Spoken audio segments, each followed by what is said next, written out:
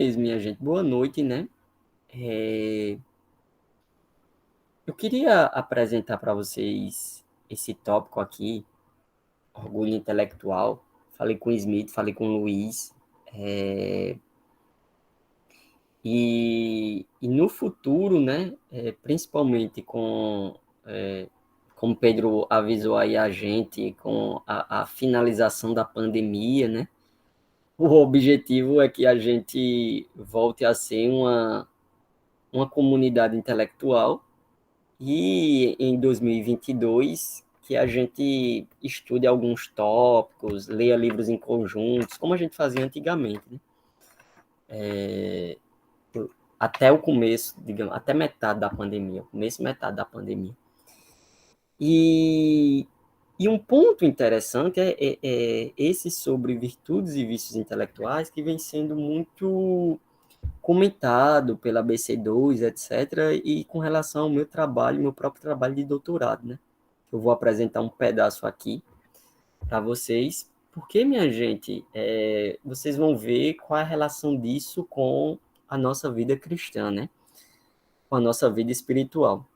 Então, eu queria começar apresentando, basicamente, relembrando o que é virtude intelectual, o que é vício intelectual, rapidamente, porque a gente vai se concentrar, vai ser no orgulho, e depois eu vou abrir para a gente interagir.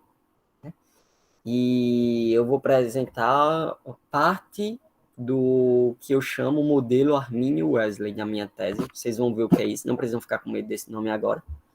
Vocês vão ver o que é isso já já, tá? Então, vê mesmo, minha gente. Vamos pensar logo o que é uma virtude e o que é um vício, né? Então, uma virtude intelectual diz respeito àquelas características ou disposições que promovem o que a gente pode chamar de florescimento intelectual humano. Então, nós temos um conjunto de disposições, de hábitos, de características, etc. E o que é uma virtude? Uma virtude é quando essas nossas disposições, esses nossos hábitos, essas nossas características são intencionalmente cultivadas. E cultivadas visando o quê, Bruno? Visando que a gente cresça enquanto seres intelectuais, visando o nosso crescimento. Então, isso é uma virtude intelectual. E o objetivo das virtudes intelectuais é que a gente floresça, a gente se desenvolva intelectualmente, a gente floresça enquanto ser humano. Então, as virtudes intelectuais, elas formam o agente cognitivo excelente. Tá? Esse é o ponto da virtude intelectual. Aí, vamos entender agora o que é um vício, porque a gente entendendo o que é virtude, entendendo o que é vício, aí a gente vai ver o modelo e vai entrar na questão do orgulho especificamente, e vocês vão ver como é que isso faz sentido dentro dessa estrutura que a gente está falando. Os vícios intelectuais são traços de caráter ou atitude que danificam o conhecimento e contaminam o ambiente cognitivo. Então, vê bem, o que é uma virtude? É uma disposição que eu cultivei. Então, deixa eu dar um exemplo bem claro para vocês entenderem, minha gente. Vamos supor que eu estou lá no Facebook. E lá no Facebook, vocês sabem que o Facebook é a terra da treta, né? É a terra da... Enfim, é a terra da polêmica. Aí você vê uma polêmica. Né? Não importa a polêmica, sei lá, pode ser calvinismo versus arminianismo, pode ser taxação de grandes fortunas, pode ser liberalismo versus socialismo, não importa.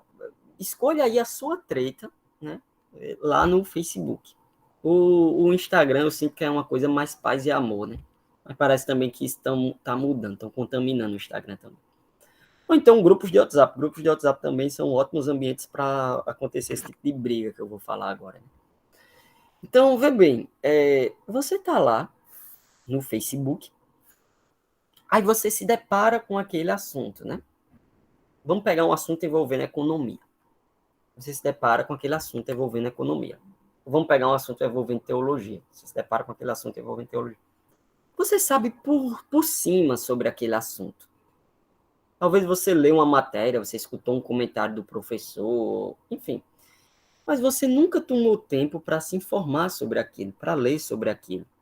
Você nunca tomou tempo para refletir de modo conscioso sobre aquilo. Você nunca tomou esse tempo. Né? Você formou uma opinião, uma crença sobre aquilo de modo um tanto apressado. Agora vamos entender o que é uma virtude. Uma virtude é uma disposição que a gente cultiva. Como eu cultivo uma virtude? Então, vamos supor que eu veja a treta lá no Facebook ou no grupo do WhatsApp. Qual é a minha tendência? É opinar. Principalmente baseado naquilo que eu não sei. Né? Então, eu tenho essa tendência em debater, discutir. Só que como é que eu posso cultivar, digamos assim, um agente virtuoso? Antes de eu teclar com toda a ligeireza do meu dedo, né, digamos assim, eu vou suspender e vou dizer, não, eu não li o suficiente sobre o assunto, então não vou opinar sobre esse assunto. Isso aí é o que faria um agente epistêmico excelente. Tá? Agora, perceba, minha gente, se eu fiz isso, na próxima vez que eu ver uma outra treta, então eu vou, digamos assim, estar menos propenso a opinar ali sobre aquilo. Por quê? Porque eu estou cultivando uma disposição. Qual a disposição? Quando eu me deparar com algo que eu não conheço tão bem, que eu não sei, que eu nunca procurei formar uma crença bem fundamentada, eu vou não opinar. Né? Eu vou suspender o meu juízo, eu vou fazer uma outra coisa. Mas eu não vou chegar assim, digamos assim, na voadora no pessoal sobre algo que eu não conheço, sobre algo que eu não sei. Perceba, na medida que eu vou tomando essa atitude aí de uma certa humildade intelectual, eu vou cultivando em mim uma disposição. Diferente que se eu chegasse lá e com toda a velocidade do meu dedo eu fosse opinar sobre algo que eu não conheço, que eu não li, que eu não sei. Né? O que era que aconteceria, minha gente? Eu também estaria formando aí uma disposição. Nesse caso, eu diria assim, eu estaria dando vazão a uma disposição. Uma disposição de eu comentar sobre coisas que eu não conheço. Eu comentar sobre coisas que eu não sei. Então, eu estaria cultivando em mim um hábito. Né? E um hábito terrível nesse caso aí. Né? Eu vou cultivar sobre algo que eu não conheço. Então, enquanto a virtude é essa disposição em cultivar, né, digamos assim, um agente intelectual excelente, o vício intelectual é um traço de caráter, minha gente. E é um traço de caráter que danifica o conhecimento. É um traço de caráter que me impede de conhecer coisas. É um traço de caráter que, digamos assim, compromete as minhas evidências, como vocês vão ver aqui, compromete aquilo que eu estou querendo saber, etc. E contamina o ambiente, prejudica. As pessoas, por exemplo, não confiam mais em mim, não confiam no meu grupo do WhatsApp, não confiam quando eu vou opinar, etc, etc, etc. Tá? Então, enquanto a virtude é uma disposição que eu cultivo, o vício geralmente eu posso cultivar ele ou não. Né? Eu tenho a gente vai ver aqui, eu já nasço com uma predisposição a acreditar em coisas de modo vicioso. Tá? E aí, mas ele de algum modo ele compromete o conhecimento. Tá? Quanto a virtude me torna uma pessoa intelectualmente excelente, o vício vai me tornar alguém intelectualmente medíocre, pecaminoso, etc. Né? E aí é que tá, e aí é que eu quero o ponto de vocês que eu falei no começo. No último capítulo da minha tese, eu penso em desenvolver isso, eu já desenvolvi isso, né? Mas eu vou ver as correções do meu orientador, etc, etc. Desenvolver isso melhor, mas desenvolver o que eu chamo de modelo Arminio Wesley. O que é isso? O modelo Arminio Wesley é baseado em dois grandes teólogos dentro da história do cristianismo, John Wesley e Jacó Arminio. E o ponto aqui não é a treta calvinismo versus arminianismo. Tá? Esses dois escreveram mais coisas do que essa briga aí específica. O ponto aqui que vai interessar a gente, minha gente, é que eles escreveram muito sobre uma coisa chamada santificação. Wesley mais do que Arminio, mas nos escritos de Arminio você vê que isso é uma ênfase dele. Tá? E nesse caso aqui, que vai nos interessar, o que é que eu estou propondo? Né? Eu estou propondo que esse modelo, o modelo Arminio Wesley, ele vai buscar servir a comunidade cristã, vai buscar servir as pessoas, vai buscar servir a igreja, a fim de edificar as pessoas e de santificar as pessoas intelectualmente, em suas faculdades cognitivas, em suas disposições intelectuais. Como assim, Bruno? Não entendi. Eu estou objetivando, minha gente, construir um modelo, já construí em partes, eu quero que isso se transforme em livro no futuro. Algumas coisas que vocês estão vendo aqui, eu quero que sejam capítulos de livros, por exemplo, esse orgulho aqui, eu penso em escrever um livro, tipo, os 7 pecados capitais, um olhar intelectual sobre os 7 pecados capitais, etc, etc, etc. E eu penso em a preguiça que a gente vai ver no próximo encontro, a assédia, né? A preguiça, cada um desses ser um capítulo de um livro, de modo que a gente saiba como é que a gente lida com os nossos vícios intelectuais, que como vocês vão ver aqui, todos nós temos, todos nós somos cheios, todos nós cultivamos. Tá? Então, nesse caso aqui, esse modelo visa buscar fazer com que a gente possa santificar não somente a nossa, digamos assim, a nossa chamada vida espiritual, entre aspas, mas santificar também o modo como a gente forma crenças, como a gente julga as crenças, como a gente reconhece o mérito das crenças, como a gente julga que uma pessoa conhece mais do que a gente, como a gente julga que a gente não conhece tanto do que sobre um assunto. Então, tudo isso tem a ver com a nossa espiritualidade, né? Loren perguntou aqui, quais seriam as virtudes intelectuais? A gente vai ver uma hoje, Loren, tá? Que é a humildade intelectual. Então, mas existem outras, Loren. Existe o amor ao conhecimento, é uma virtude importante. Existe a generosidade intelectual, sabe? Existe a autonomia intelectual, que é algo também importante. Generosidade, amor ao conhecimento, autonomia, sabedoria prática e sabedoria teórica são também duas virtudes intelectuais, a sabedoria. A gente vai ver, cada uma delas demanda toda uma apresentação completa, Lore. Mas a gente vai ver uma importante para a gente, que é o contrapeso do orgulho, que é a humildade. À medida que eu for falando do orgulho, eu vou também falando da humildade. E aí você vai notar, Loren, como é que a humildade pode ser vista aí nesse ponto de intelectualidade. Mas perceba, minha gente, eu estou apresentando para vocês aqui um ponto, que é o ponto do último capítulo da minha tese, que é um ponto que eu pretendo transformar em livro.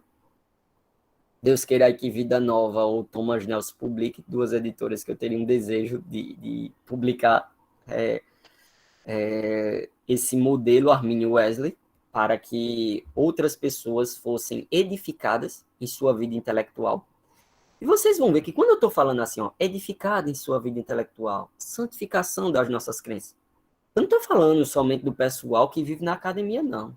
Do intelectual, daquele que gosta de estudar, etc. Eu estou falando aqui de mim e de você. Eu estou falando aqui de todo mundo. Todos nós formamos crenças. Todos nós mantemos crenças. Todos nós defendemos crenças. Todos nós acreditamos em coisas. E a gente pode ter modos virtuosos ou viciosos de sustentar as nossas crenças, de formar as nossas crenças. Nós podemos ter modos virtuosos ou viciosos. As nossas crenças podem ser formadas a partir de disposições virtuosas ou a partir de vícios pecaminosos. Então, você forma aí a crença de que, sei lá, né, não sei, deixa eu me ver uma crença, sei lá, a Bíblia, ela contém coisas falsas. Ou então a teoria da evolução é falsa, ou a teoria da evolução é verdadeira. Vamos pegar esse exemplo aí da teoria da evolução, né? Bom, a crença em si, ela pode ter o mérito dela. Mas o modo como você adquiriu essa crença, se a teoria da evolução é falsa ou se a teoria da evolução é verdadeira, pode muito me dizer do seu caráter.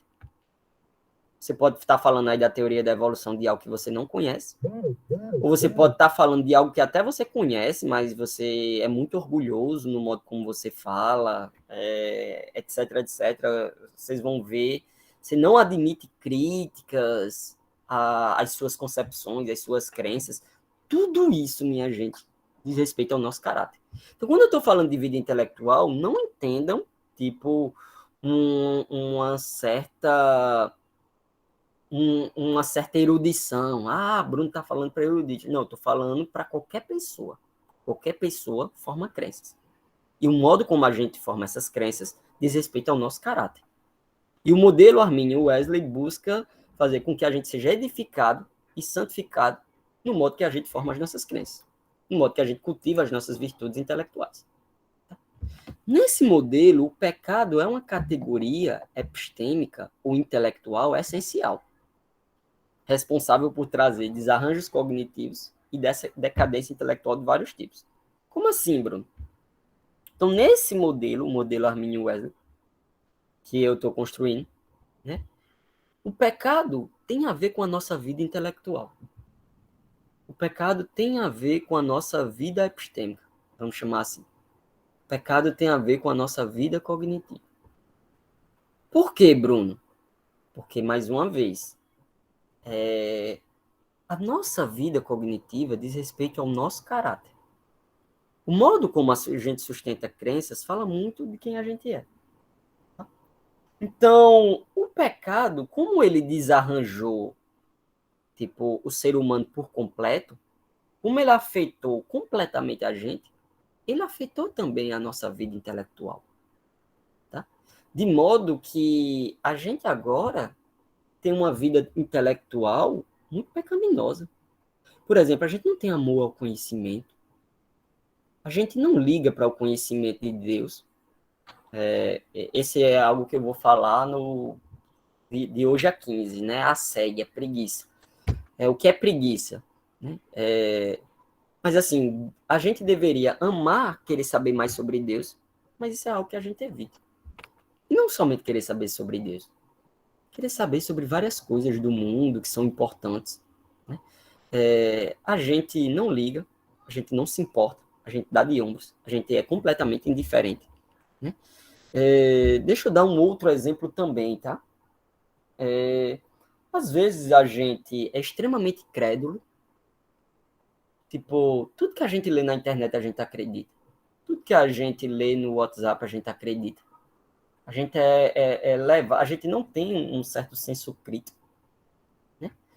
Ou então, às vezes, a gente é muito dogmático, né? A gente, mesmo diante de evidências, a gente não abre mão daquele ponto de vista. Ou então, por outro lado, a gente é muito uma metamorfose ambulante, né? A gente vive mudando de crença, vive mudando de ponto de vista. A gente não consegue ser nem um pouco resiliente. A gente não consegue nem um pouco ser mais, digamos assim, mais firme. A gente não é esse tipo de pessoa. Então perceba, o pecado, ele é uma categoria intelectual, ele é uma categoria epistemológica. Ele afetou as nossas crenças. Ele trouxe desarranjo para a nossa vida intelectual. Ele trouxe uma certa decadência intelectual e cognitiva, sabe? Então, no modelo Arminio Wesley, o pecado é o que deve ser tratado, que deve ser lidado. Deve ser lidado a partir das virtudes intelectuais, como a gente vai ver. Agora, pensa no seguinte, tem um filósofo cristão chamado Wetzel. Ele escreveu um texto, né? Infelizmente esse texto não tem em português, chamado, o título do artigo dele é Tomando São Paulo Seriamente, né? O pecado como uma categoria epistemológica. Aí ele fala aqui da lei da racionalidade inversa. O que é a lei da racionalidade inversa? A lei da racionalidade inversa é aquela em que a capacidade do pensamento humano de não ser distorcido pelo desejo pecaminoso é inversamente proporcional à importância existencial do assunto. Podemos ser razoavelmente racionais na periferia de nossos interesses, onde as oportunidades para uma autoafirmação orgulhosa são limitadas. Mas quanto mais próximo o assunto do âmago do nosso ser, maior a tendência de subordinar a verdade a outros valores. Isso tem a clara implicação de que o papel do pecado como categoria epistêmica será especialmente significativa nas áreas da ética, da política, da teologia e da metafísica. Como assim, Bruno? Lei da racionalidade inversa é o seguinte, minha gente. Quanto mais aquela área do conhecimento, aquela área do saber, quanto mais aquela área tem uma relação existencial com a gente, mais há a possibilidade do pecado distorcer aquela área. Então, por exemplo, o pecado tem uma possibilidade menor de distorcer a área da matemática. E o pecado tem uma possibilidade muito maior de distorcer a área da teologia. Por quê? Porque a matemática tem, óbvio, implicações para a vida da gente, implicações existenciais, mas é muito menor do que a teologia. A teologia tem uma implicação seríssima. A política, o pecado tem uma possibilidade de distorcer as nossas crenças políticas e as nossas crenças éticas muito maior do que distorcer nossas crenças sobre física. Por quê, Bruno? Porque a física é uma área um pouco mais distante. A política é uma área um pouco mais próxima. Né? Então, à medida em que aquela área, em que aquele assunto é mais próximo da gente, há uma probabilidade muito grande de ser distorcida pelo pecado. Tá? Por isso que nessas áreas que existencialmente, digamos assim, falam mais ao âmago do nosso ser, né, a gente tem que prestar mais atenção. Né? Aí vamos entrar no orgulho, minha gente. A gente falou sobre esse ponto aqui do pecado, etc. Eu queria agora entrar no orgulho. O orgulho é considerado um dos 7 pecados capitais. O que são os 7 pecados capitais que os filósofos e os teólogos ali no medievo, né, na Idade Média, formularam? Os 7 pecados capitais eram uma espécie de 7 principais pecados que dão origem a todos os outros pecados. Tá? Então, o orgulho era um pecado que era a raiz de um pecado. A preguiça era outro pecado. A vaidade era um outro pecado. A inveja, outro. A gula, outro. Cada um deles, né, dá origem a uma série de outros pecados. É como cada um desses 7 fosse 7 raízes, onde, digamos assim, a árvore do pecado vai frutificar. Né? E o orgulho, ele ainda é considerado pelos mestres cristãos, Santo Agostinho, São Tomás de Aquino, né? O principal. Ele é a fonte primordial, o componente primordial. Né? E, Bruno, o que é o orgulho? Né? A gente precisa entender os conceitos se a gente quiser falar adequadamente sobre eles. Né? O que é o orgulho, Bruno? O orgulho é um estado degenerado de autorreferência, uma preocupação excessiva consigo mesmo, com o próprio status diante dos outros. Isso é o orgulho. O orgulho é um amor exacerbado e exagerado por si mesmo. O orgulho é esse estado degenerado de autorreferência consigo. Você se preocupa muito com sua imagem. Você é muito obcecado com o que os outros pensam de você. Né? Você tem dores de cabeças excessivas com o seu próprio status diante dos outros. Então aí a gente tem um caso aí de orgulho. Você tem um amor por você que é um amor que chega a ser exagerado, né? E Júlia colocou aqui, né, uma espetacularização do próprio ser, né? A gente poderia dizer, Júlia, a gente poderia ir justamente por esse caminho, Júlia. A gente tem uma preocupação eminentemente exagerada com nós mesmos, conosco. Tá? Então, isso aí é o orgulho.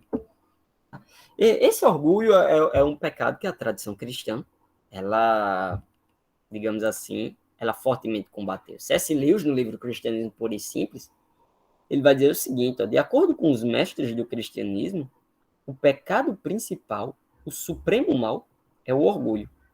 A falta de pureza, a ira, a ganância, a embriaguez e tudo mais, em comparação com o orgulho, são ninharias.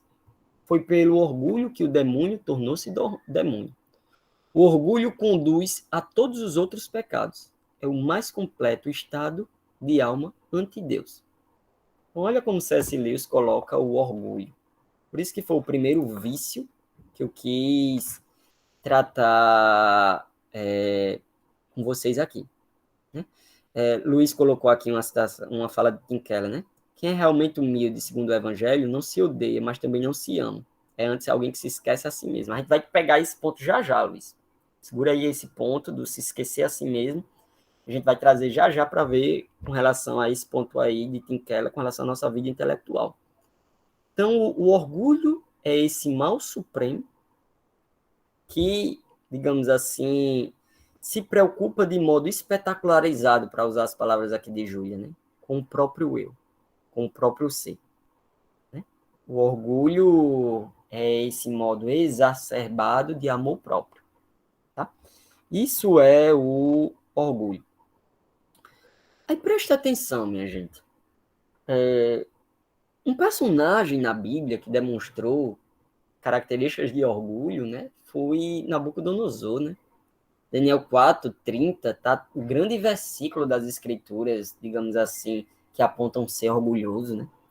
Acaso não é esta a grande Babilônia que eu construí com o capital do meu reino, com o meu enorme poder e para a glória da minha majestade? Pronome pessoal aí usado com força, né?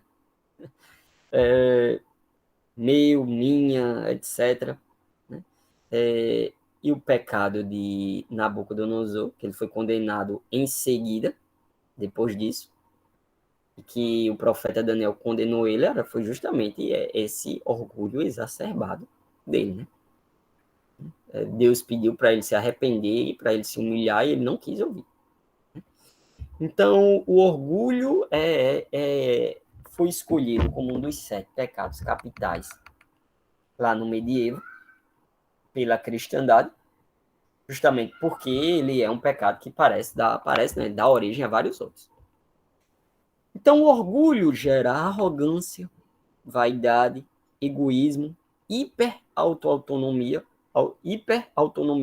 sentimento de grandiosidade, pretensão, esnobismo, impertinência, competição, dominação, ambição egoísta e autocomplacência. Está aqui Nabucodonosor, né?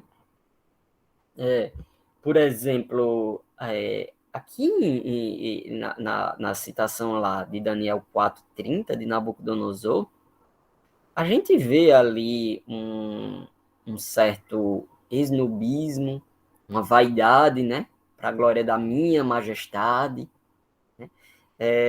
Uma ambição egoísta, né?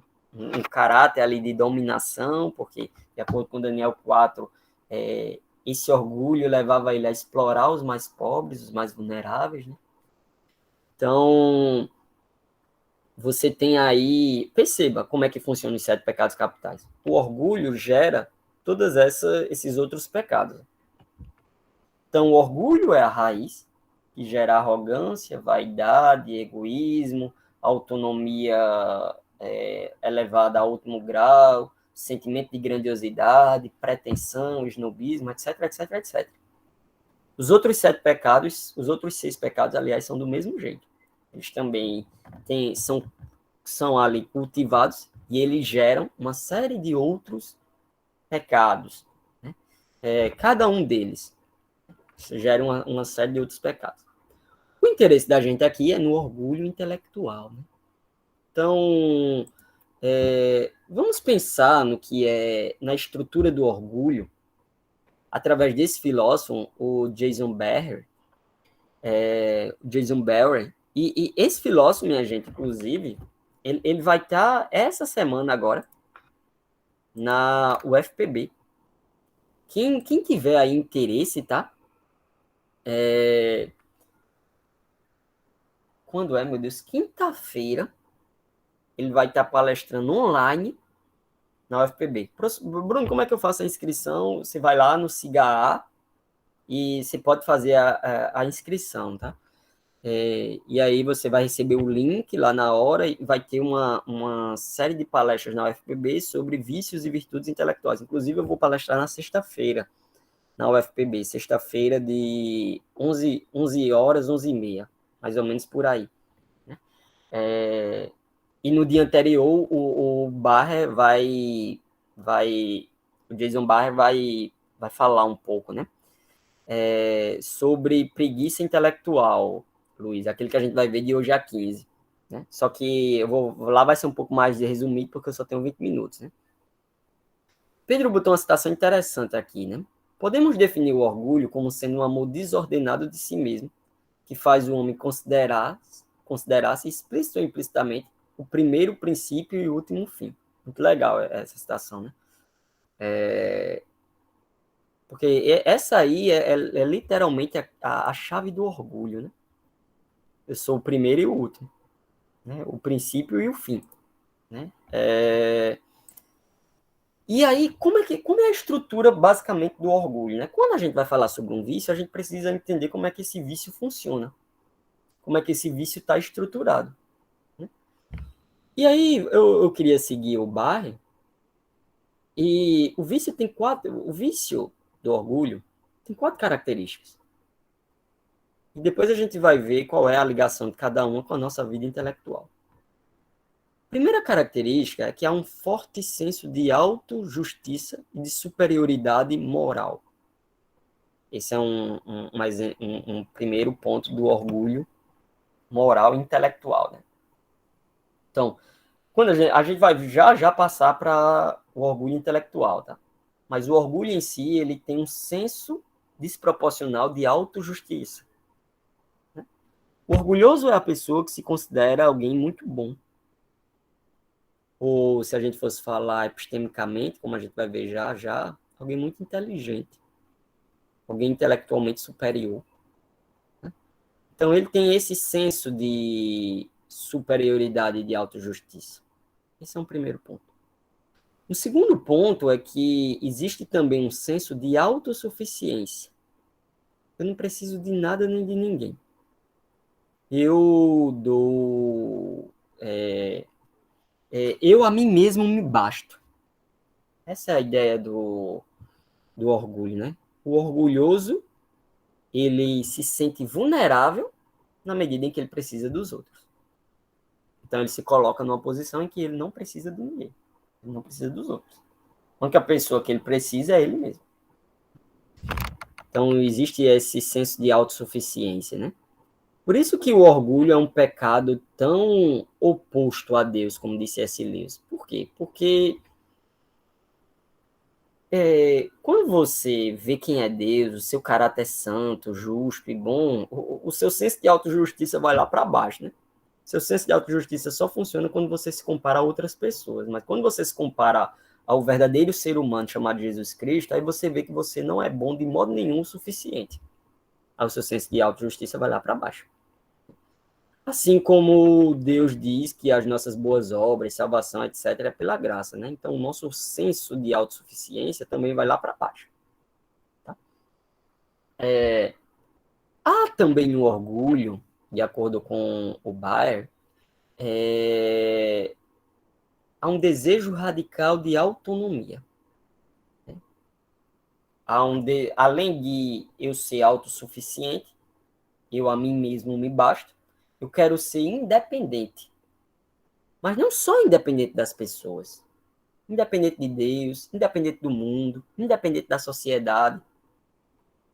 Eu quero ser lei para mim mesmo. Até o que significa o termo autonomia, né? O termo autonomia vem de duas palavras. Nomos significa lei e auto significa eu, né? Significa eu não, perdão, significa algo que funciona sozinho, tipo automático. É o quê? Algo que funciona por si mesmo. Autonomia significa eu faço leis para mim mesmo.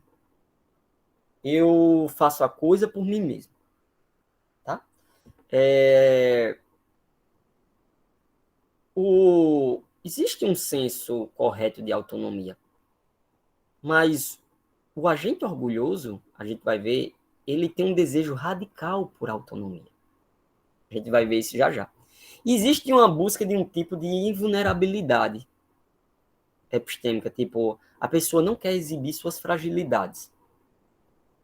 A pessoa não quer exibir fraqueza nenhuma. Então vamos pensar um pouco, minha gente, nesses quatro para a gente entender. Olha, Liseira minha, repetiu o slide, não foi? Foi.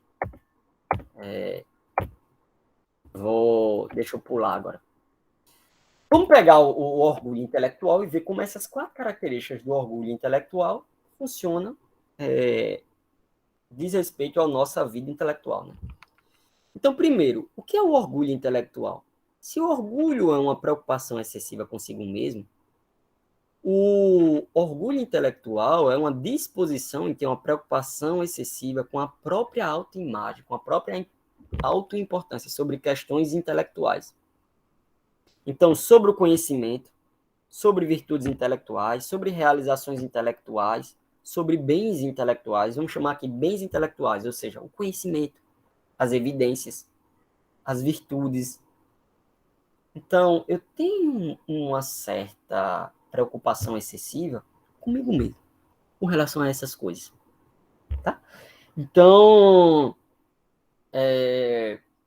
eu tenho uma certa preocupação exagerada com minha própria autoimportância quando eu estou falando de questões intelectuais.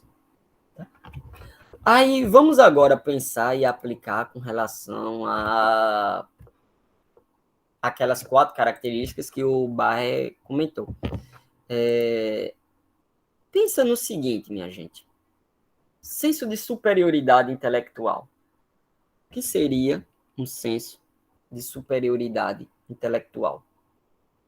O agente intelectualmente orgulhoso, ele sente um senso de superioridade em relação às outras pessoas. Ele se sente sempre inteligente e preparado o suficiente.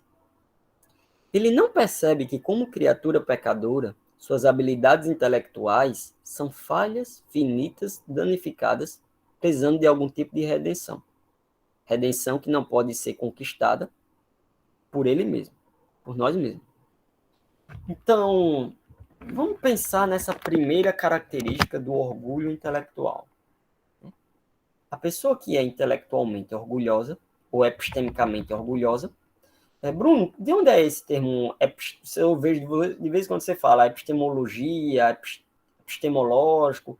Episteme é um termo grego que significa conhecimento, né? Então, epistemologia e teoria do conhecimento são sinônimos. Eu estou usando aqui como sinônimo o termo epistemologia e o termo intelectual, tá? Intelectualidade, bens intelectuais, etc, etc. O que interessa aqui para a gente em termos da primeira característica do orgulho? O agente orgulhoso, ele tem um certo senso de superioridade, né? Com relação às coisas que ele acredita, com relação ao conhecimento, aos bens epistêmicos, etc, etc. Não é tanto uma questão, minha gente, de que o agente orgulhoso, ele usa do conhecimento para humilhar as outras pessoas. Não é disso que a gente está falando. É que o orgulho em si leva ele a se achar mais do que ele realmente é. Então, ele sempre tem um senso de superioridade. o agente intelectualmente orgulhoso é aquele que ele vai olhar para, sei lá, uma pessoa que ele está discordando e debatendo, e ele não vai levar os argumentos da pessoa, porque ele acha que os argumentos da pessoa são inferiores aos argumentos dele. Por isso que ele não vai levar com seriedade aquilo que o outro está dizendo.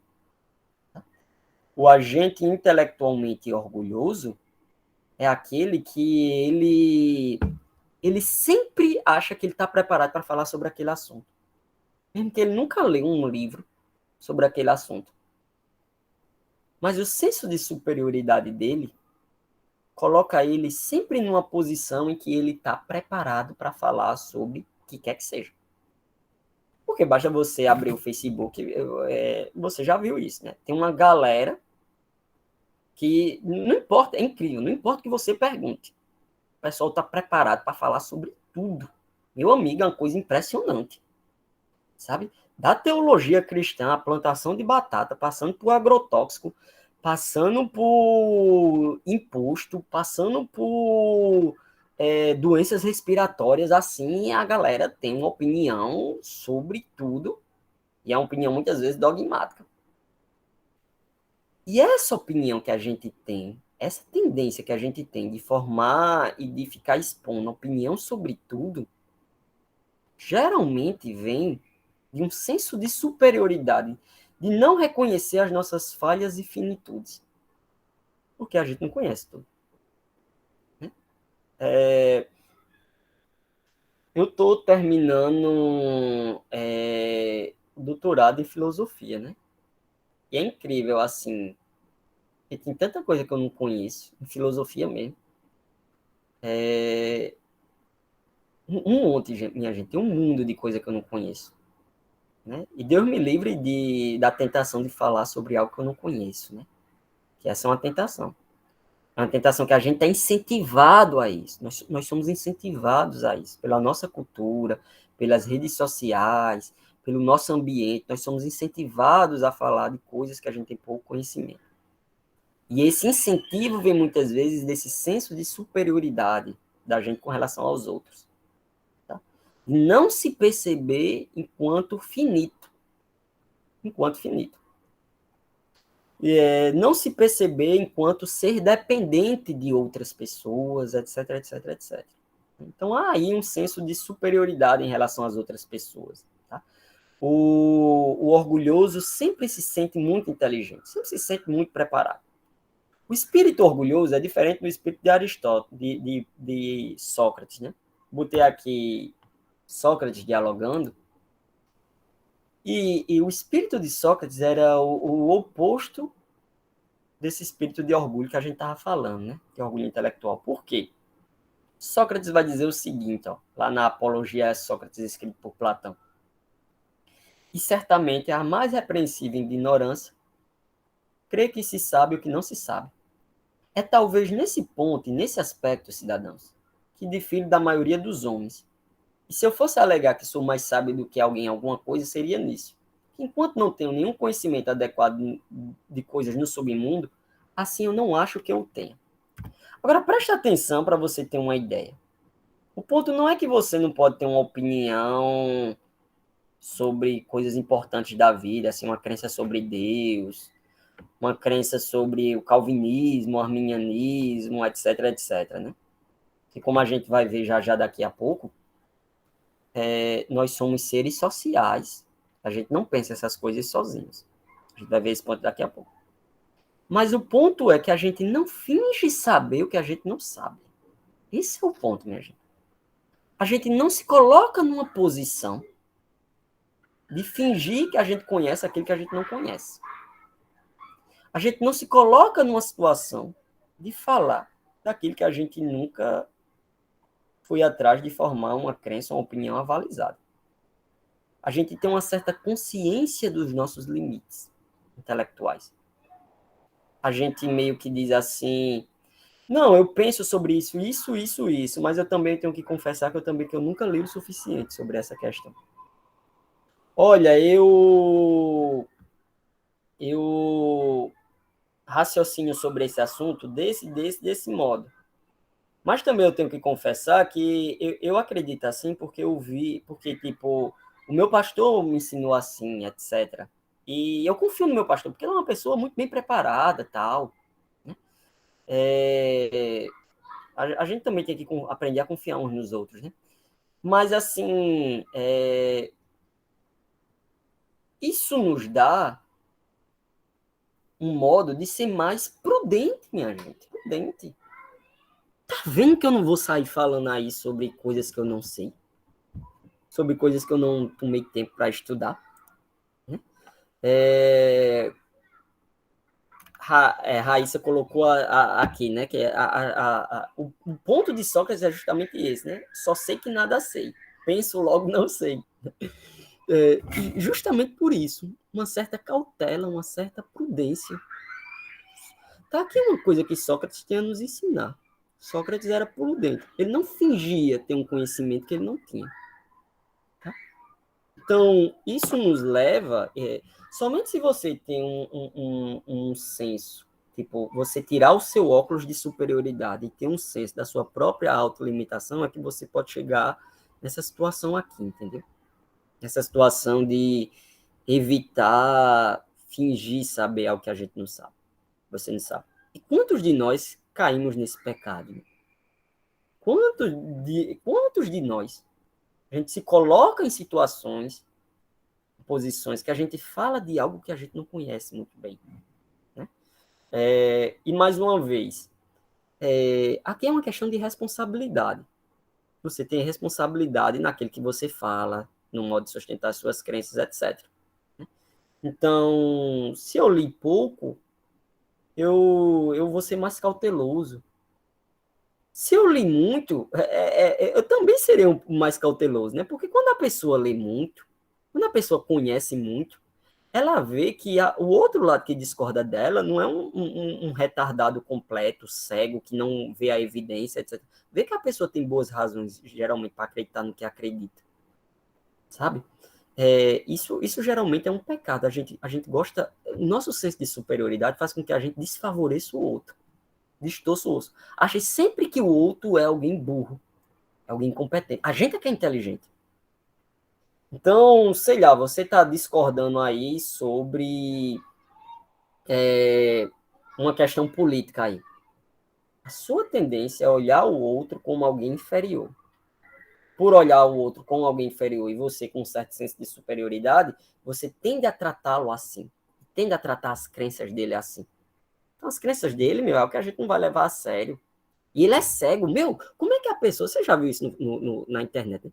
Meu Deus, como é que a pessoa não consegue enxergar isso? Bom, ela não consegue enxergar porque ela é diferente de você.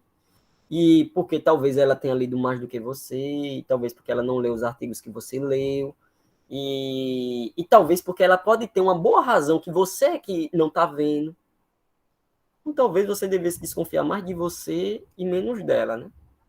Talvez esse fosse um caminho aí da prudência. Vamos pensar no segundo ponto, minha gente. O senso de autossuficiência intelectual. O agente intelectual, nesse caso, o que é que o agente intelectual orgulhoso leva a ele? Leva ele a acreditar que ele pode seguir sozinho na busca de bens intelectuais ou de bens epistêmicos, como conhecimento, entendimento, etc. Pois ele teria os recursos necessários para tal. Nesse caso, a dependência intelectual que temos dos outros é vista como um tipo de inferioridade ou fraqueza. O ideal é não cultivar a vida intelectual em comunidade, mas sozinho. Eu botei aí a imagem de Descartes, porque Descartes ele exibe um pouco esse vício aí, sabe? Você pega um livro de Descartes chamado Meditações, e ele diz que ele estava sentado na lareira, sozinho, pensando, e aí todo o conhecimento que foi, todas as crenças que chegou até ele, ele queria derrubar tudo, e começar um edifício do novo, pensando, foi como ele chegou no Penso Logo Existo. Olha, tudo que me disseram até agora, eu decidi duvidar de tudo, e aí começar a acreditar. Então, como se Descartes fosse um agente autônomo, autossuficiente, que ele conseguisse sozinho chegar nessa primeira crença, etc. Só que o problema da autossuficiência é que a nossa vida intelectual, ela não é produzida sozinha de forma alguma. Né? Nós somos muito autodependentes do outro. Nós somos interdependentes uns dos outros. Por exemplo, você já foi na Espanha saber se a capital dela é Madrid? Você não foi. Bom, e como é que você sabe que a capital da Espanha é Madrid? Porque você viu num mapa que alguém desenhou. Como é que você sabe que a substância que está dentro da lata de Nescau é Nescau? Bom, porque alguém botou no rótulo. E você fica dependendo do que alguém botou no rótulo. E isso não é fraqueza, não. Isso aí é a nossa finitude. A gente é assim mesmo. A gente precisa depender uns dos outros. Eu não entendo de vacina. Eu preciso depender dos cientistas para entender de vacina. Eu não estudei biologia. Eu não estudei... sei lá o que os caras estudaram. Né? Eu dependo deles para saber. Né? E eu tenho sérias dúvidas que se eu fosse... Não, eu vou baixar os artigos, os livros. Eu tenho sérias dúvidas se eu tenho tempos para isso e se eu tenho até capacidade para isso. Eu estou falando de mim, tá? Estou falando de Pruno. Então eu confio lá no cientista quando ele diz que é seguro, porque a vida intelectual é uma vida na dependência de outras pessoas, não na autossuficiência. A mesma coisa acontece com os teólogos da minha igreja. Eu confio neles. E eu sou muito dependente deles. Tem um monte de coisa que eu acredito porque eu vi eles argumentando e me convenceu. Mas além de ter me convencido, eu confio na linha de argumentação dele. Confio que a linha de argumentação dele é segura. E eu tento sempre pensar em comunidade, ou seja, pensar como as pessoas da minha denominação pensam, como as pessoas do meu grupo pensam, como as pessoas da minha tradição filosófica pensam. Por quê? Porque eu dependo de outras pessoas. Eu não sou autossuficiente, porque eu não consigo ser. É uma espécie de autoilusão, minha gente, de autoenganação, a gente achar que a gente consegue dar conta do mundo sozinho. A gente não consegue. A gente precisa de outras pessoas. Exato, existe, Maria, nem se fala. Então, não somente o orgulho faz com que a gente tenha um senso de superioridade moral, quanto faz com que a gente tenha um senso de autossuficiência intelectual também. E superioridade intelectual, né? Assim como a gente tem um senso de autossuficiência intelectual. De modo que, não, a mim mesmo eu me basto. Eu consigo sozinho entender isso. Eu consigo sozinho seguir isso. Eu não dependo de ninguém, porque dependência é sinal de fraqueza. Submissão é sinal de fraqueza. A sociedade da gente entende isso. Você se submeter àquilo que a sua comunidade acredita é um certo sinal de fraqueza. É visto como fraqueza. Tá? É visto como inferioridade. Um tipo de inferioridade. E aqui eu lembro do meu grande herói intelectual. Esse filósofo aí que vocês estão vendo o nome dele. Thomas Reid. Eu amo muito esse livro aí que a Vida Nova publicou lá em 2003, Investigações sobre a Mente Humana segundo os Princípios do Senso Comum. Uma coisa maravilhosa nesse livro é essa citação aí, ó. O sábio e beneficente autor da natureza, ou seja, Deus, tinha por intenção que fôssemos criaturas sociais e que recebêssemos a maior e mais importante parte do nosso conhecimento por meio da informação dos outros. Então é interessante, né? Ele está dizendo, ó, Deus objetivou isso. Deus objetivou o quê, minha gente? Que a maior parte do nosso conhecimento, que a maior parte daquilo que a gente sabe, etc, etc, etc, a gente soubesse por meio de outras pessoas. E perceba se não é verdade.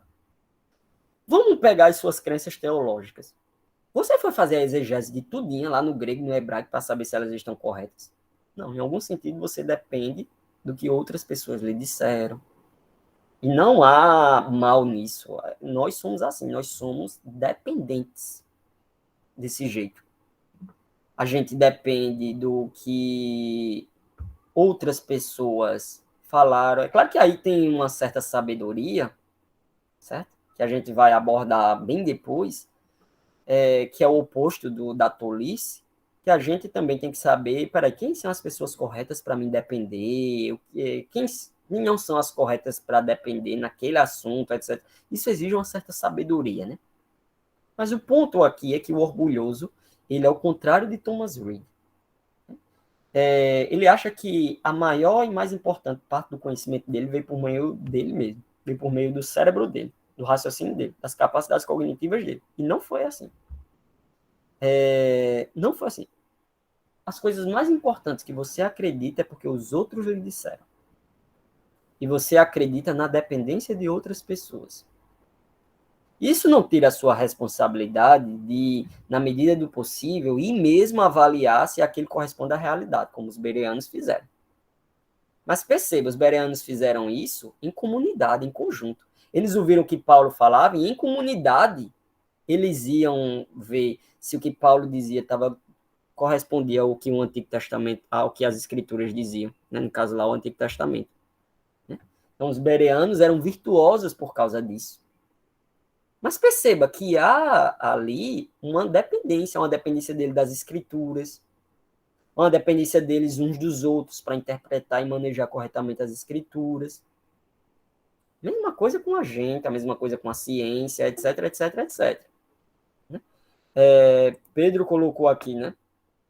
O próprio Deus é um só junto ao Filho e ao Espírito Santo. Nós, como imagem e semelhança de Deus, também temos a oportunidade de partilhar o que nos foi dado como um só corpo. Exatamente, Pedro. Essa característica, digamos assim, comunitária, social da gente, é porque nós somos a imagem e semelhança de um Deus que é trino, né? Um Deus que é social. Penúltimo ponto, minha gente. Há também um desejo radical de autonomia.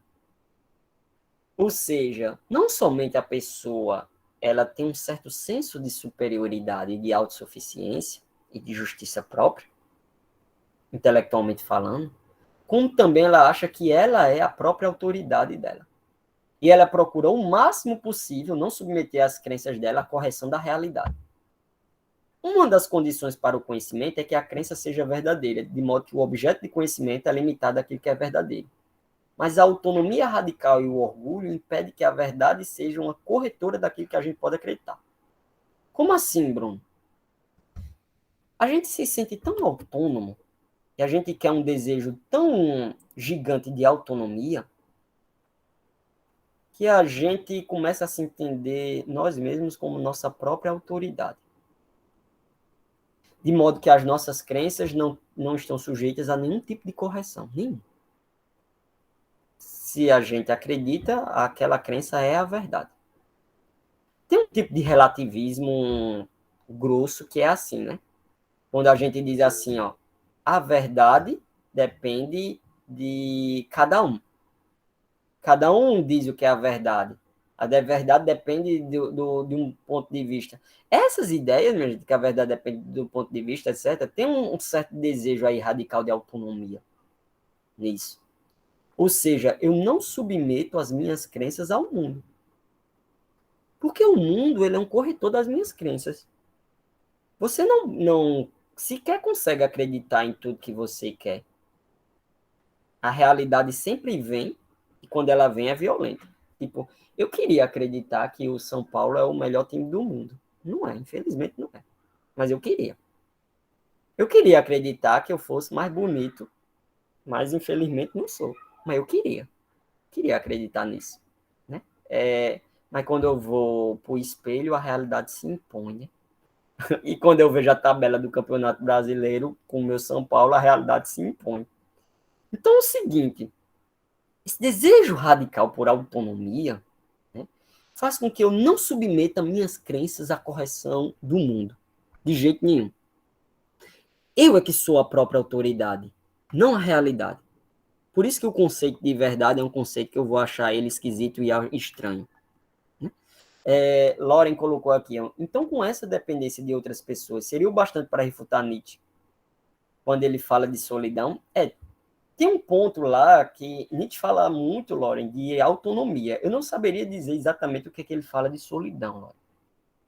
Mas o ponto que ele fala lá de autonomia, Loren, eu penso que tem uma aproximação com o espírito da sua pergunta, sabe? Porque o Nietzsche tem uma certa tendência a ver a dependência e a humildade cristã, por exemplo, como um sinal de fraqueza. Né? E aí eu acho que Thomas Reid aqui está certo no lugar de Nietzsche, sabe? Quando Nietzsche vê a nossa dependência como sinal de fraqueza. Eu não penso que é um sinal de fraqueza. Eu penso que é a nossa condição de criatura. É um sinal de fragilidade? É, porque nós somos frágeis mesmo. Nós somos assim. Não adianta a gente ter, Loren, uma visão, digamos assim, incorreta de nós mesmos. Se a gente é dependente, meu, de que adianta a gente ter uma visão de que nós mesmos somos além da conta? E eu penso que a proposta de Nietzsche não se adequa à realidade com relação a isso, Loren. Raíssa colocou, esse desejo de autonomia provocou a queda de Adão e Eva por não se submeter à autoridade de Deus. Justamente, Raíssa. E a gente, muitas vezes, Raíssa, não se submete à autoridade dos outros e não submete as nossas crenças à autoridade da realidade. A realidade tem uma certa autoridade. Linda Zagzebski, num livro sobre epistemologia, infelizmente não traduzido, ela diz o seguinte, ó, a limitação em saber apenas o que é verdadeiro é uma das maneiras pelas quais devemos nos submeter humildemente ao mundo. Com poucas exceções, não podemos decidir como o mundo é. E se queremos o conhecimento, não podemos decidir quais das nossas crenças contam como conhecimento. Então perceba aqui o que Linda Zagzebski... Eu gosto muito dessa citação, minha gente. Ela é maravilhosa. Eu vou botar ela num quadro e pendurar ali na parede. Linda Zagzebski diz, ó, a gente não pode decidir como o mundo é. Pensa nessa coisa sobre criação, evolução, essa controvérsia aí. Não é a gente que decide como é. Se é por meio de criação, por meio de evolução. Não é a gente que decide isso. A gente é que tem que submeter as nossas crenças à realidade. À nossa comunidade, enfim. Não é a gente que decide que Deus é trino. Não, não entra na minha cabeça Deus fazer isso. Não é a gente que tem que decidir essas coisas. A gente é que tem que submeter as nossas crenças ao modo como Deus se revelou na Bíblia.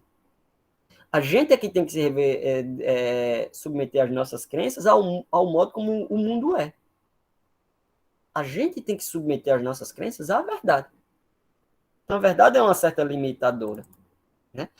Júlia, o orgulhoso intelectual é esse inteligentinho que Pondé fala tanto, Júlia.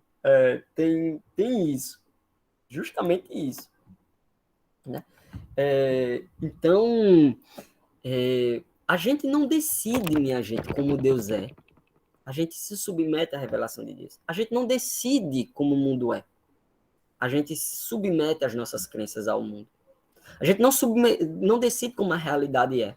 Eu quero que o mundo tenha 4,5 bilhões de humanos. Ou eu quero que o mundo tenha 10 mil anos. A gente não decide essas coisas. A gente precisa ir na realidade, precisa ir, sei lá, na ciência, na Bíblia, etc., para aí a gente ver, aí atrás dessas questões. Mas perceba, a gente precisa ir da autoridade da realidade. Autoridade de Deus.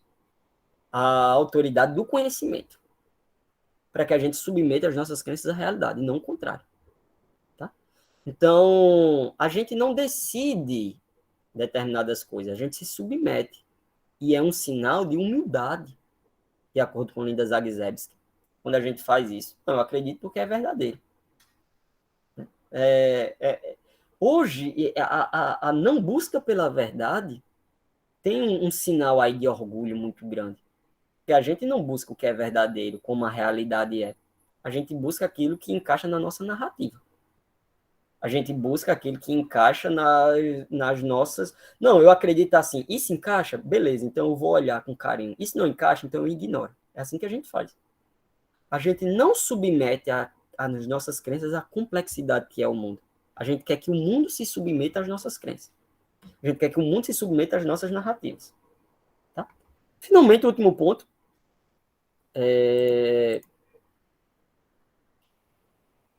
Busca da invulnerabilidade intelectual. O agente orgulhoso busca satisfazer sua preocupação com a autoimportância por meio da consideração positiva dos outros, se esforçando para ser bem visto em ser percebido, querendo a atenção e o favorecimento daquele que considera importante. Ele está particularmente preocupado com a aprovação de seus pares intelectuais e daqueles que ele admira. Ele deseja a glória intelectual, a glória epistêmica, mas é avesso ao risco recuando da ameaça de humilhação pública. Então, ele quer ser o orgulhoso, a pessoa, o agente intelectualmente orgulhoso, ele quer ser invulnerável. Ele não quer ser vulnerável. Ele não quer estar sujeito à correção, justamente porque ele quer ser invulnerável. Ele esconde o verdadeiro eu que não sabe, que é frágil, que tem as suas limitações, ele esconde, e a autoimagem dele, ele tem uma, digamos assim, uma preocupação tão exacerbada com a autoimportância dele, que a autoimagem dele, que ele mostra, é de outro modo, em outras categorias. Tá? Ele sempre quer ser bem visto, por isso que ele abre a boca para falar daquilo que ele não conhece. Né? Uma vez Tim Keller disse num dos livros dele, né, que conhecia um pensador muito proeminente. Eu não lembro se Tim Keller disse isso ou se foi um amigo de Tim Keller, que Tim Keller estava dizendo que foi um amigo meu. Aí Tim Keller diz o seguinte, né, que o cara era um cientista, né, e quando ele abria a boca para falar da ciência dele, ele falava com muita propriedade, etc. Mas quando ele abria a boca para falar de uma questão social, que ele não tinha a mesma autoridade que ele tinha na ciência dele, ele falava do mesmo jeito. Do mesmo jeito. Como se ele se mostrasse uma espécie de sabe-tudo. Né? Como ele se mostrasse uma espécie de alguém que domina todos os tipos de conhecimento. Né? E é tão libertador, minha gente. Né? Porque o Sócrates tinha uma frase que ele dizia o seguinte, né? Se o se o honesto, se o orgulho, como é, meu Deus? Se o orgulhoso soubesse as vantagens de ser humilde, ele seria humilde, nem que fosse por orgulho. Se o desonesto soubesse as vantagens de ser honesto, ele seria honesto, nem que fosse por desonestidade. Eu poderia adaptar, eu não lembro qual dos dois é exatamente a expressão de Sócrates, mas eu poderia adaptar ela aqui. Se o invulnerável soubesse as vantagens de ser vulnerável, ele seria vulnerável nem por uma questão de invulnerabilidade. Porque é tão libertador dizer assim, eu não sei, eu não conheço, eu não vi o bastante. Eita, é mesmo, rapaz, eu estava pensando, agora pensando no que você me disse, eu vou pegar isso aí, ó. Isso é tão, minha gente, mais libertador do que a gente teimar em um ponto que a gente não conhece tão bem, né? Você se liberta de um fardo tão grande, sabe? Mas isso é visto como uma fragilidade, né? Então, olha, o cara é um intelectual, o cara é um pensador, o cara é um cristão, etc. E pensando assim, né? Ele deveria ter todas as respostas. Pois é, a gente não tem todas as respostas. E aí é que tá, a pessoa, ela não é muito... A pessoa que é vulnerável, ela não é fissurada na autoimportância. Por isso que ela esquece, para citar a frase de Luiz, lá que ele citou lá em cima de Tim Keller, ela esquece de si mesma quando ela está tratando sobre crenças, sobre bens intelectuais, etc. Ela esquece de si mesma. Ela esquece, eita, o que é que as pessoas vão pensar de mim? Ela não fica preocupada com isso. Eita, o que é que as pessoas vão pensar de mim se eu disser que eu não sei, se eu mostrar vulnerável, se eu corrigir meu ponto de vista, se eu disser, minha gente, eu acreditava assim, eu mudei, se eu disser, caramba, eu compartilhei uma fake news, se eu disser, eita, eu errei aqui, foi um erro. E eu preguei isso, preguei errado. Né? Eu não me preparei o bastante. O que é que as pessoas vão pensar de mim? Então, entende aí, minha gente, que você, digamos assim, o orgulhoso, ele quer ser invulnerável porque ele quer muito a aprovação dos outros. Ele quer a glória, mas justamente porque ele é a glória, ele recua de tal modo que o maior medo dele é a humilhação pública, porque ele acha que é uma humilhação, ser corrigido, se mostrar frágil, dizer que não sabe, é um tipo de humilhação. Renata colocou aqui, né? Eu lembrei daquela citação de Lewis, quando você falou que devemos nos submeter às leis cristãs para entender a realidade. Eu acredito no cristianismo como acredito que o sol nasce todos os dias, não apenas porque eu vejo, mas porque através dele eu vejo tudo ao meu redor, justamente por isso, Renata.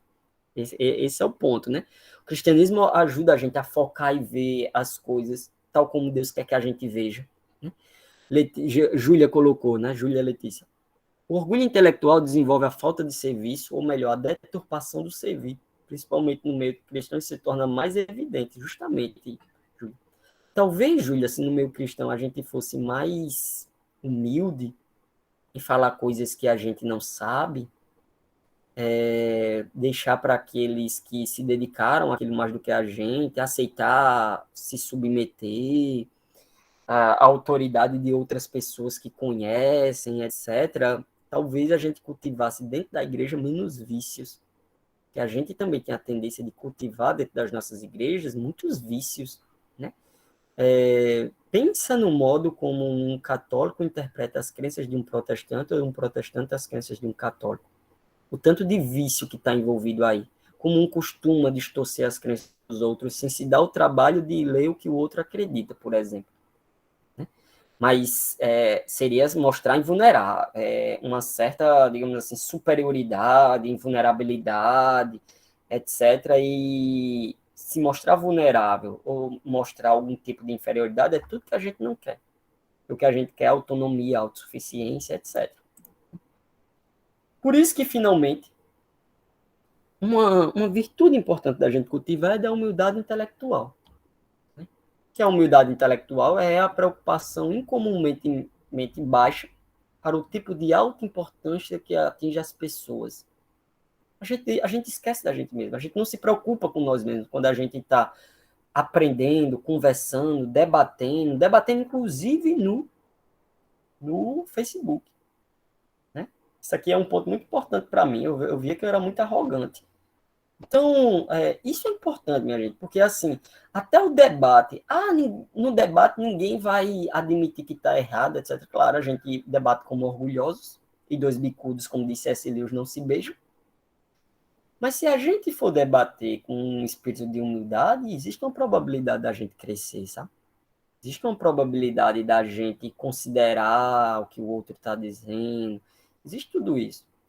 Então, o agente humilde, que ele cultiva a virtude da humildade, ele não está preocupado em deixar sua marca nas pessoas, né? Nos seus discípulos, nos seus alunos, etc. Ele não está preocupado em fazer reivindicações intelectuais injustas sobre as próprias capacidades. Ele não está preocupado em fingir que ele sabe o que ele não sabe. Ele reconhece as próprias limitações e fraquezas. Ele diz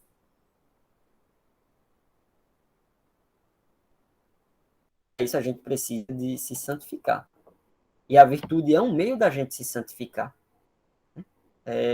A gente cultivar a humildade é um meio de santificação. Aí aqui tem um paradoxo, né, para a gente encerrar.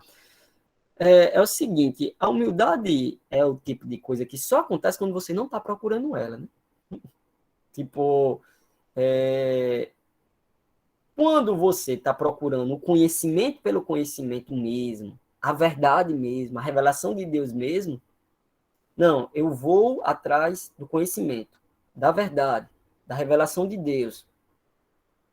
Quando eu busco essas coisas e esqueço de mim mesmo, aí é que eu me torno um agente humilde. Agora, é muito claro, minha gente, que eu não seria uma pessoa humilde se eu estivesse tentando passar uma falsa impressão para as outras pessoas, né? Não, eu vou, sei lá, me colocar assim, porque isso pega bem, né? Pega bem, Bruno falou aí de Sócrates e tal, pega bem eu imitar Sócrates. Não, não é questão de pegar bem, né? É uma questão de você santificar as suas disposições viciosas, que todos nós temos. Eu sou muitas das coisas que eu falei aqui. Vocês são assim também. A gente precisa do Senhor Jesus Cristo, da graça do Senhor Jesus Cristo, para que Ele perdoe os nossos pecados quando a gente se mostrou autônomo de modo radical, se mostrou invulnerável, se mostrou superior, se mostrou autossuficiente, e buscar santificar as nossas disposições para que a gente consiga, através da graça do nosso Senhor, porque nós somos nova criatura, esse é um ponto que Arminio e Wesley enfatizavam. Então, o velho homem já passou, eis que tudo se fez novo. Então, a gente pode já pelo poder do espírito, combater o nosso espírito orgulhoso, ao orgulho intelectual que habita em mim. A gente pode combater isso com a ajuda do Espírito Santo. Tá? Raíssa colocou, é só pegar alguns apologetas, é bem feio às vezes, como se faz a defesa de fé. Parece briga de adolescente insultando a mãe um do outro, disputando quem é melhor em agredir. Isso, inclusive, é um testemunho terrível, né, para a comunidade cristã. Esse tipo de coisa, Raíssa. Então, a gente tem que ser mais, que digamos assim, cultivar a virtude da humildade, né? E a gente cultiva a virtude da humildade agindo como uma pessoa humilde. Né? Como é que a gente cultiva determinadas virtudes? Haja como uma pessoa humilde. Se mostre mais dependente. Tipo, o C.S. Lewis disse isso em Cristianismo Puro e Simples, né? Você quer amar o próximo? Haja como se amasse. De repente, você vai praticando esses atos de amor para com a pessoa e você vai estar amando tanto aquela pessoa que você nem se apercebe disso, mas tem uma hora que aquilo vira já natural em você, vira uma segunda natureza. Sou muito fã desse modo de C.S. Lewis, de guiar as virtudes, porque é desse jeito mesmo. Você quer ser alguém... Você quer ser alguém intelectualmente humilde? Então haja como se realmente você já fosse alguém intelectualmente humilde, mesmo que você seja alguém extremamente orgulhoso. Haja. Se coloque em posições, como o Júlia está falando, se coloque em situações desconfortáveis, até que você está vendo ali um debate acalorado. Silencie, já que você não conhece. Silencie, porque a tentação a gente é ir lá e postar, né? Dizer ridícula essa opinião, essa é a tentação da gente. Né? Então, como o Luiz falou aqui, a gente já tem a predisposição para ser orgulhoso. Mas a gente precisa agir como alguém que é intelectualmente humilde para fazer o que Júlia falou aqui, até que vire algo natural na gente, vire uma espécie de segunda natureza, para citar as palavras de Aristóteles, até que a gente passe a ser intelectualmente humilde, e aí aos poucos a gente vai percebendo mais a nossa dependência, submetendo mais as nossas crenças à realidade, não fingindo que sabe algo que a gente não sabe, tendo uma ciência das nossas próprias limitações, não achando que é um sinal de fraqueza a gente errar, a gente mudar de opinião, a gente fazer esse tipo de coisa, dizer eu vou pensar melhor nisso, etc, etc, né? Luiz colocou, temos a predisposição de desenvolver esse vício do orgulho, né? Esse vício intelectual. E quando amamos as pessoas da mesma forma que nós amamos, aprendemos a esquecer de si mesmo, pois estaremos em lugar de vulnerabilidade, dependendo dos outros. É justamente, Luiz. A gente esquece de nós mesmos na busca, no cultivo de bens intelectuais. Né? A gente esquece de nós,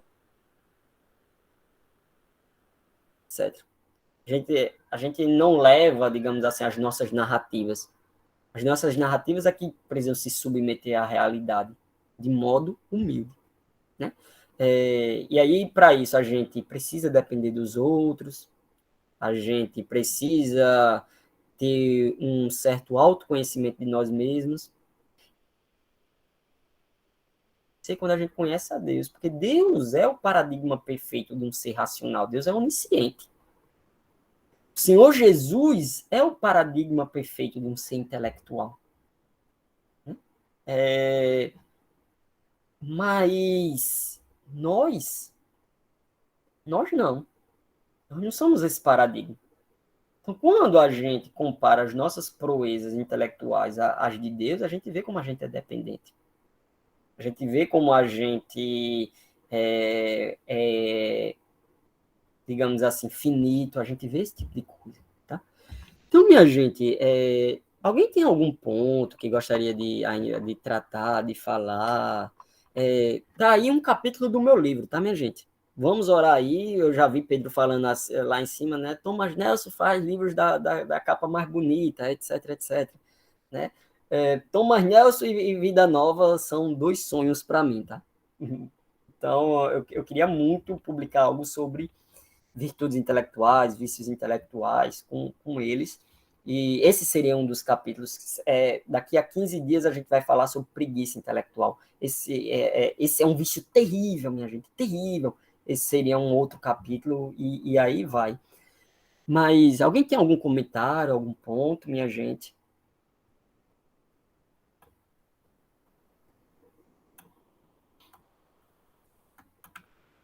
Alguma pergunta, alguma questão, alguma observação?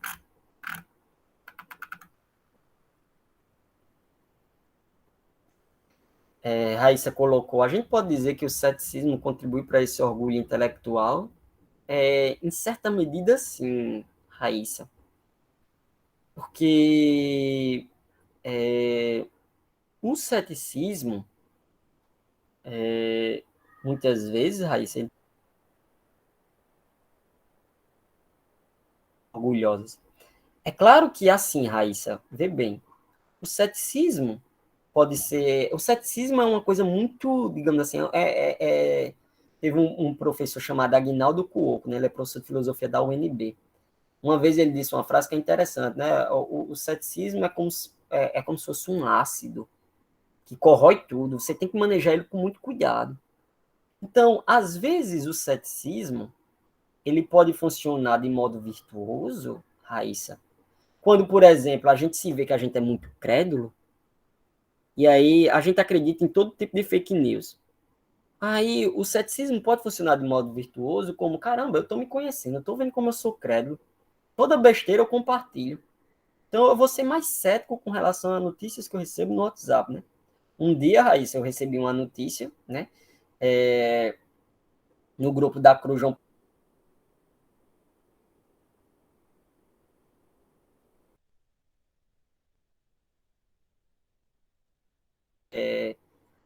que tá precisando de sua oração, que vai ser matado pelo Islã.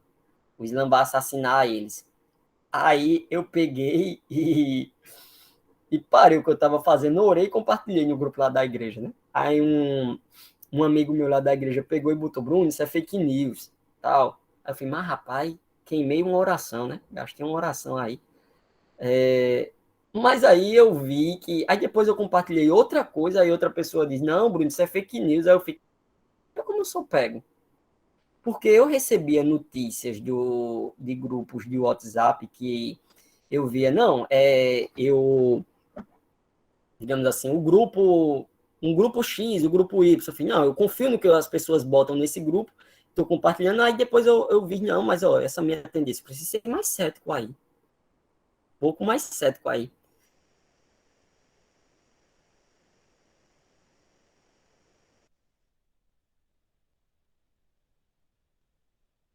viu, Raíssa? Tem esse ponto, tipo, muitas vezes o ceticismo pode alimentar um espírito de orgulho, sim, sabe? A gente é muito cético com autoridades, porque a gente sabe usar de ceticismo, entendeu, Raíssa? Esse é um ponto interessante. Então, o cara passou a vida dele estudando aquilo, a gente não estudou nada, aí a gente se mostra cético com relação ao que ele fala, né?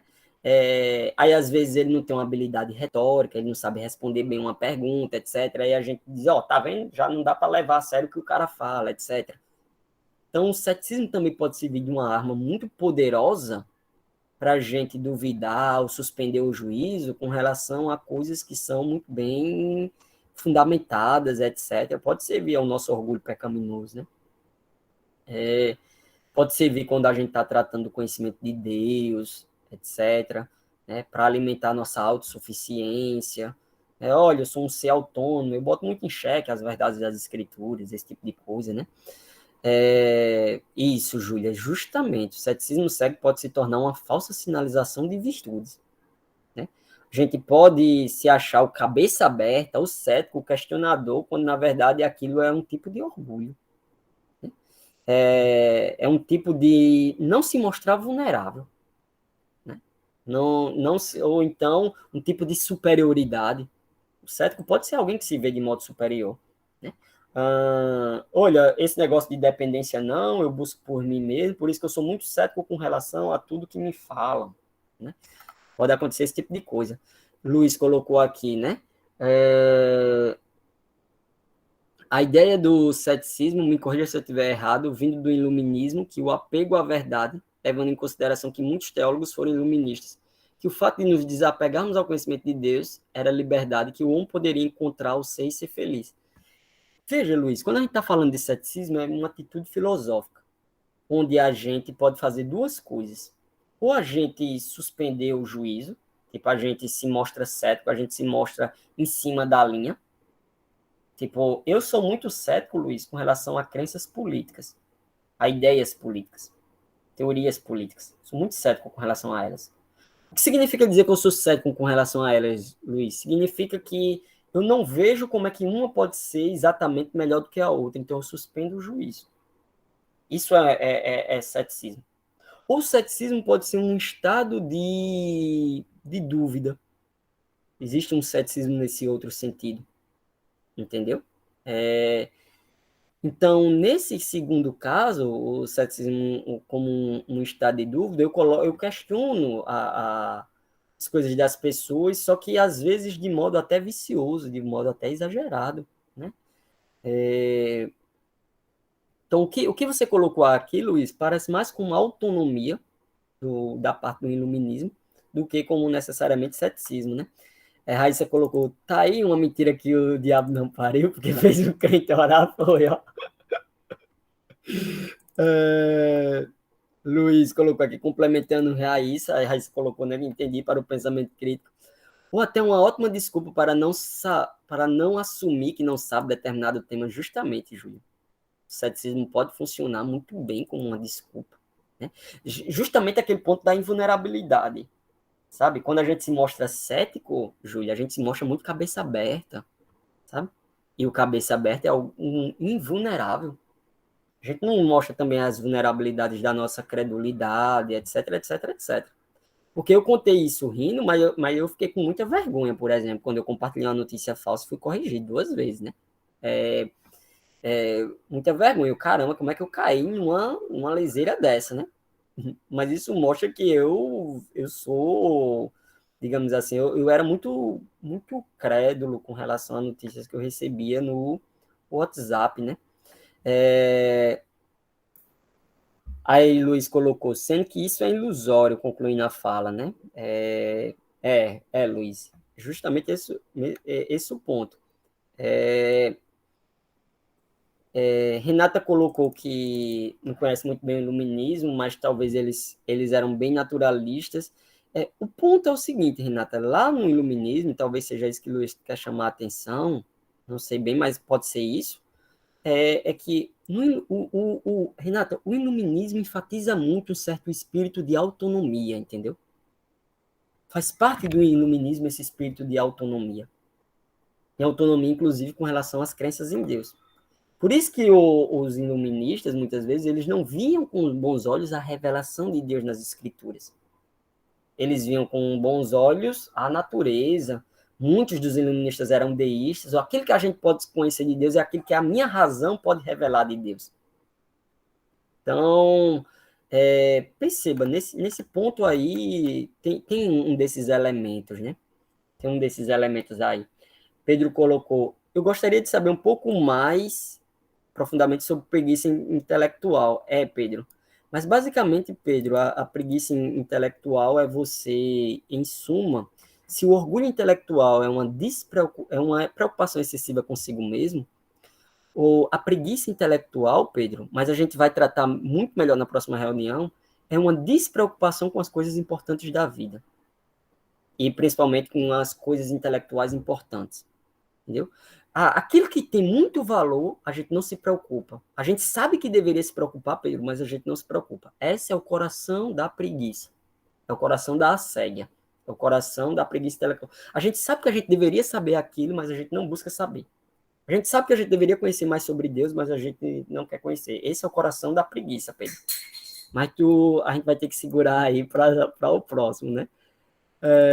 Renata botou aí, pode se corrigir se estiver errado. Aí Raíssa disse, você pode ser um isentão orgulhoso quanto um falastrão orgulhoso. Sim, Raíssa. Porque o que faz o orgulho é uma disposição, não é exatamente uma crença. Então, como o orgulho é uma disposição, Raíssa, o que faz a gente, tipo, é a atitude e o traço de caráter é que faz a gente ser mais ou menos orgulhoso, entendeu? Não aquilo que a gente acredita. Desse modo, Raíssa, esse ponto que você colocou foi muito bom. Desse modo, a gente pode ser um isentão muito orgulhoso, um falastrão muito orgulhoso. Né? Eu suspendo um juiz, mas eu posso suspender o juiz de modo muito orgulhoso. Porque essa minha, a disposição por trás de suspender o juiz é que pode vir de um espírito de orgulho. Entendeu? Esse é o ponto. Isso, né, Júlia botou, ser cabeça aberta de forma demasiada faz até medo do cérebro cair, né? É, Pedro botou, né? Esse exercício de empatia, de se colocar na mente do outro, tentar entender o assunto dentro do território do outro, é algo bem difícil.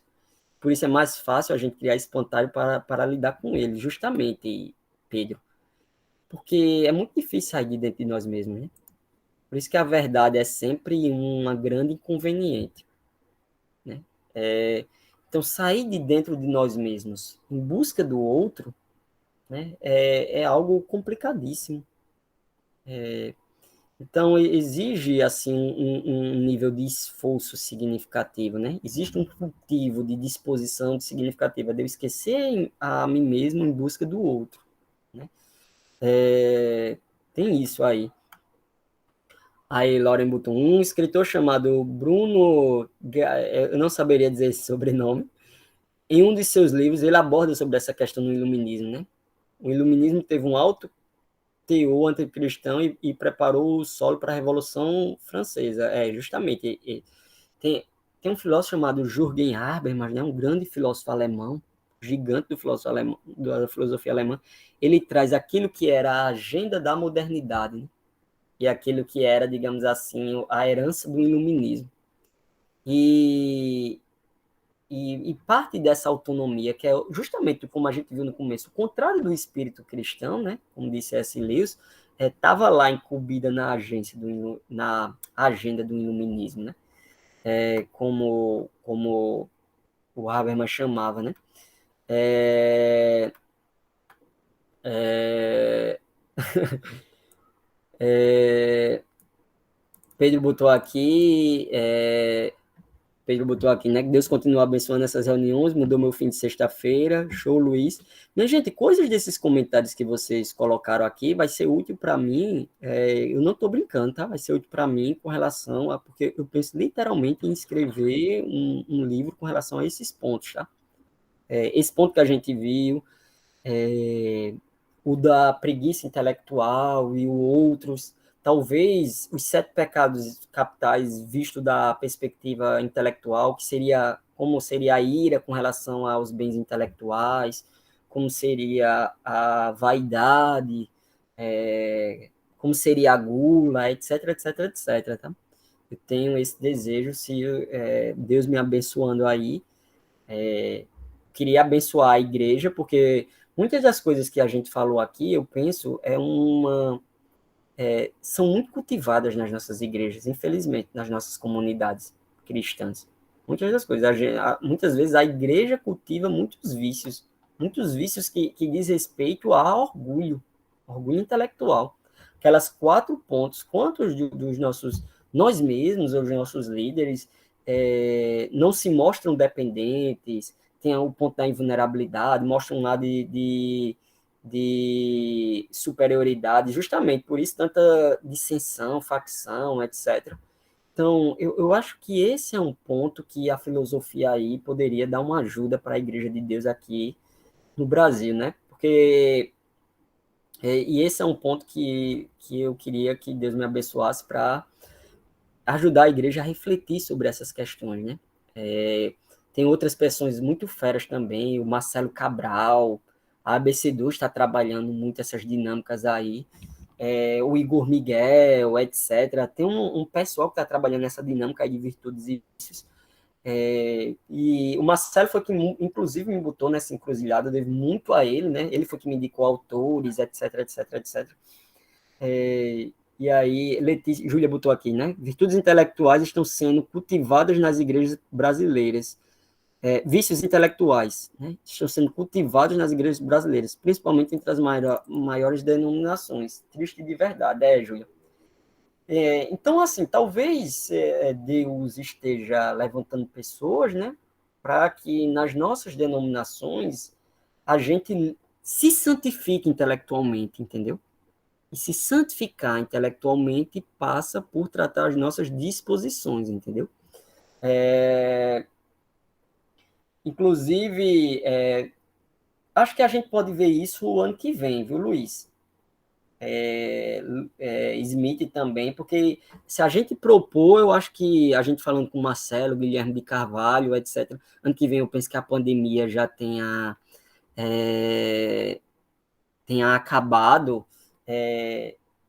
ou pessoalmente, ou não pessoalmente, acho que a gente poderia ver isso, fazer um outro congresso daquele da ABC2, né? A Renata colocou, acho que foi em Alagoas, não foi, Renata?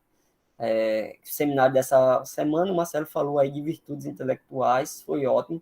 Então, talvez Deus esteja chamando a atenção da gente aí, minha gente, para que a comunidade cristã dê um testemunho mais efetivo com relação ao modo como ela lida com os bens intelectuais, né?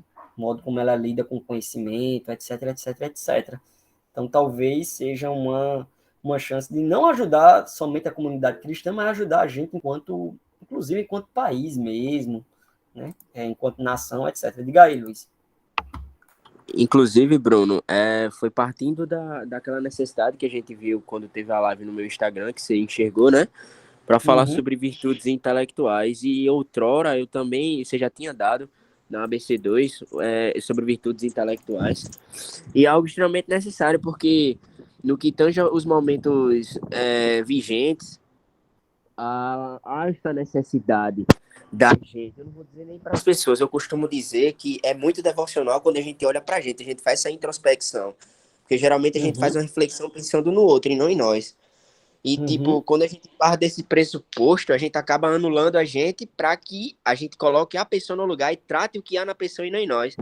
Então, uhum, acontece muito, né? Isso principalmente em Instagram, em Facebook, essa predisposição do orgulho, desse vício intelectual, de se mostrar necessário em comentar sobre algo que não conhece ou partilhar de algo que não conhece para que seja bem visto. Mas não é perigoso, não é triste você não saber de nada, não saber de nada não saber desse ponto que você ousa em defender, que não tem base, não tem fundamentação. Mas é que você precisa desenvolver isso de forma mais saudável e etc, né? uhum. Justamente, Luiz. Então, assim, a gente tem que tentar se proteger menos, né? E tentar, digamos assim, se mostrar mais vulnerável, né?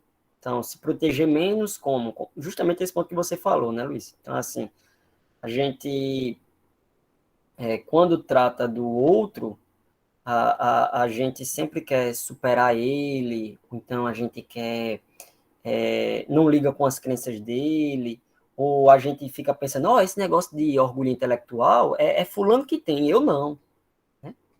Como se isso não fosse um problema seu, mas é um problema seu, né? Um problema meu, eu sou assim, é um problema da gente aqui, né?